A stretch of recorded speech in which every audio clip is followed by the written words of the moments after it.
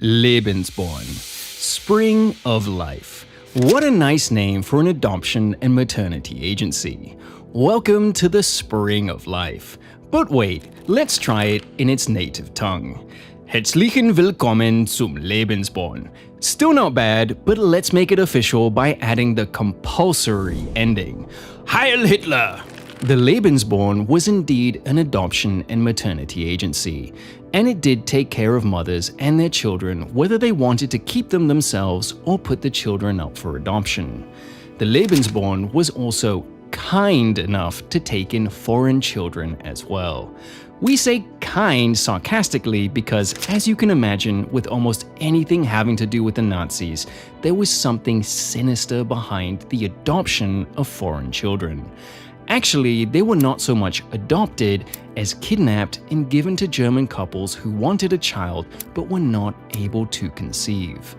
One other thing, the expectant or soon-to-be expectant mothers to be taken in or looked after by the Lebensborn could only be one thing: of 100% pure German ancestry with what Hitler and the Nazi leadership believed were the perfect Aryan appearance and body type. That is, a body type that would allow easier childbirth. The Lebensborn was the idea of SS Chief Heinrich Himmler, the man ultimately in charge of the Holocaust. Welcome to A Day in History. Today we're going to tell you about yet another dark chapter of Nazi rule in Germany in the 1930s and 40s. Take a good look at the top Nazi leadership: Hitler, Göring, Himmler, and Goebbels. Now, Göring was a good-looking young man, but by the time he came to power as Hitler's number 2 man, he was a fat morphine addict. Hitler was kind of short with bad teeth, slightly bulging eyes, and sallow skin. Himmler was extremely nearsighted with somewhat Asian-appearing eyes and almost no chin. Goebbels was a short, club-footed, rat-faced sociopath who eventually killed all 6 of his children. The master race indeed. Yet, these men and their henchmen thought they could dictate the future appearance and genetic makeup of the German people. One way they planned on doing it was through mass killing. Another way was through selective breeding, and that's where the Lebensborn comes in. The Lebensborn began in 1935, the same year that the Nazis passed their anti-Semitic Nuremberg laws. By 1935, Hitler and Himmler felt strong enough in their position in Germany to begin what would eventually end in the murder of 6 million Jews and 5 million other people in the Holocaust. Historians still debate whether or not Hitler and Himmler actually began this process with the idea of killing millions of people, but we do know that at the very least they wanted to remove all un-German people from the lands that Germany controlled, or would control throughout the war. If you are a racial eugenicist, someone who believes that unwanted traits can be scientifically or criminally removed or bred out of a population, it's only logical that you would encourage the reproduction of the people you wanted. Officially, Lebensborn focused on 3 things: providing a healthy and safe environment for healthy Aryan mothers, placing children with childless German couples if the mother could not care for them, and canvassing the countries Germany conquered during the war. The unofficial part is where most people stop learning. Since the end of the war, the Lebensborn has been called the Nazi breeding program, and that's true to an extent, but not to the extent that the salacious Nazi porn of the 1950s and 60s would have you believe. Yes, Nazi porn was a thing. Look up Ilse, she-wolf of the SS. Well, wait, and there was much worse in print. But we can't tell you about that because this video will be demonetized. Did the Nazis encourage racially superior women to reproduce with the men of the SS and the Nazi leadership? Yes, it did. But the Lebensborn was not a brothel where men picked a partner, had sex with them or many others, then left, hoping to have made a contribution to the perfect Nazi society to come. No, Lebensborn wasn't a breeding farm, and no one forced German, unwed, blonde-haired, blue-eyed German women to get pregnant. But No woman got into any of the 10 Lebensborn homes in Germany without proving she and the father were 100% German or Germanic. Unwed mothers who did not know the father's ancestry were not taken in. You also need to remember that by 1935, and of course later, the German people had been bombarded with racist propaganda for years. To the German people as a whole, and to women in particular, this propaganda focused on two things: the joy of motherhood and the evils of race mixing, being a race traitor or committing Rassenschande, racial shame by having relations with a Jewish person. The Aryan woman and German Jewish man in the photo were accused of having sexual relations. The sign around her neck says, "I am the biggest pig around and only let Jews in."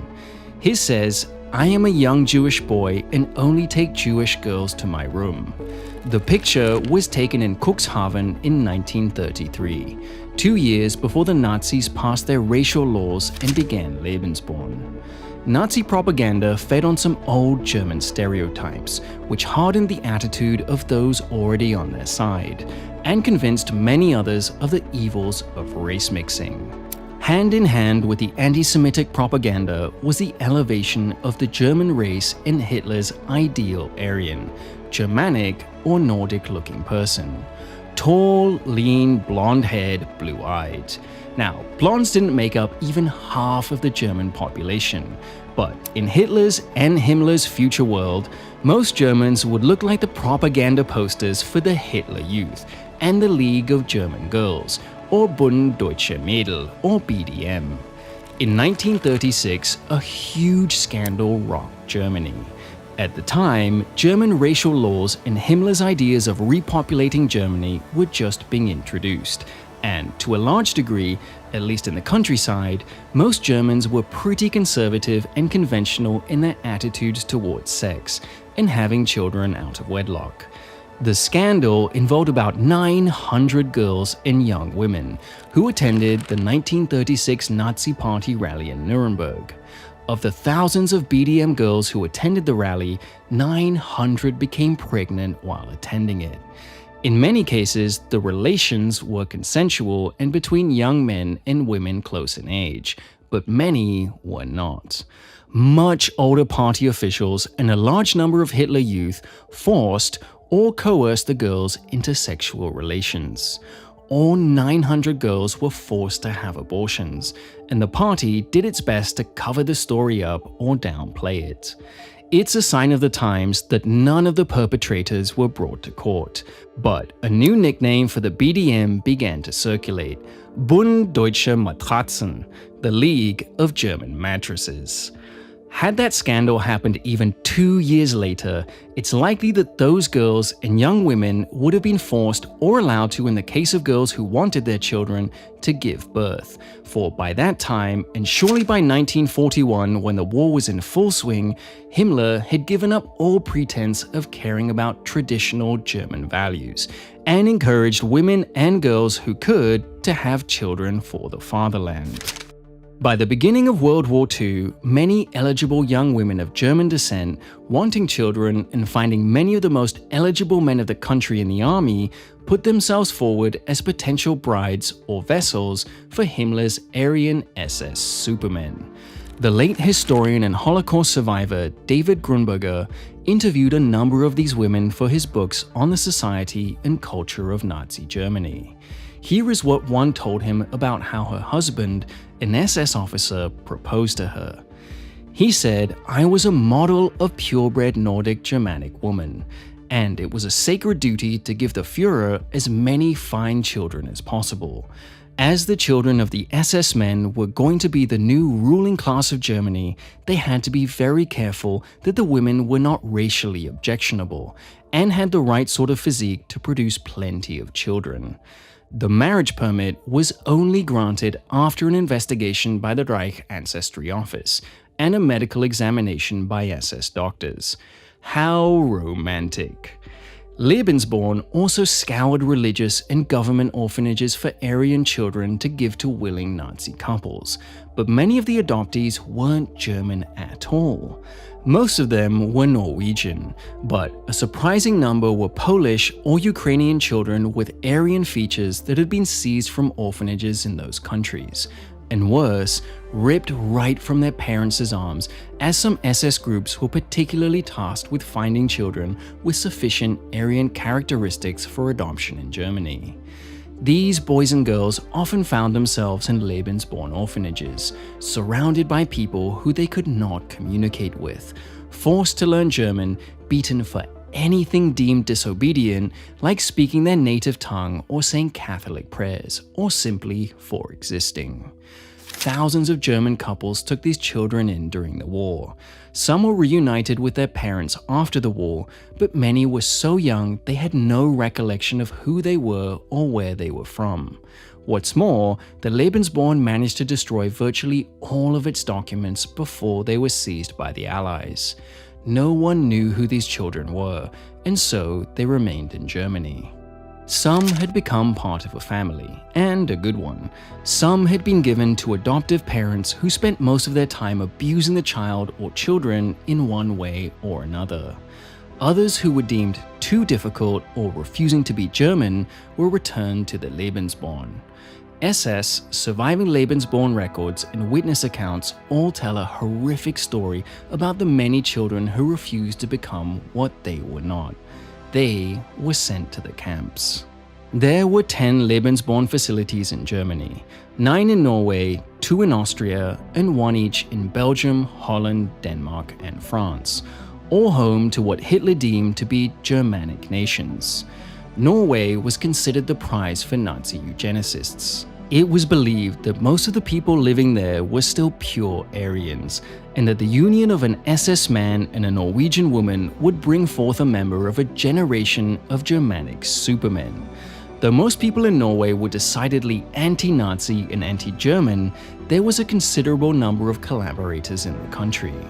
We don't hear the words as frequently now, but in the US and England for years after the war, traitors were often referred to as Quislings, the word being the last name of the most infamous Norwegian Nazi, Vidkun Quisling. The girls of many Norwegian Nazi officials became pregnant by SS men, some of them Norwegian, most of them German. Most times there was no marriage, but the women got benefits from Lebensborn, both financially and medically. But in the end, both mother and child spent much of their future being ostracized for what they had done, in the case of the mothers, or what they were in the case of the children. In 2006, a number of Lebensborn children got together in Germany to share stories, gather information, and to be with the only people on Earth that could truly understand their experiences. One Norwegian woman told of being called the SS bastard her whole life, even by teachers. Many did not know who their fathers were. Their mothers, out of shame or a desire to protect their child, refused to tell them their dad was a member of the SS. Many of the children had spent much of their young lives concocting fantasies about their fathers that were so elaborate they bore no resemblance to reality, until they finally believed the lies they told themselves out of a desire to protect their own egos and their own children from the horrible, nagging question: was my father a war criminal? Thank you for joining us today. We hope you keep coming back for more of our coverage of these unusual topics, and please like and subscribe to our channel.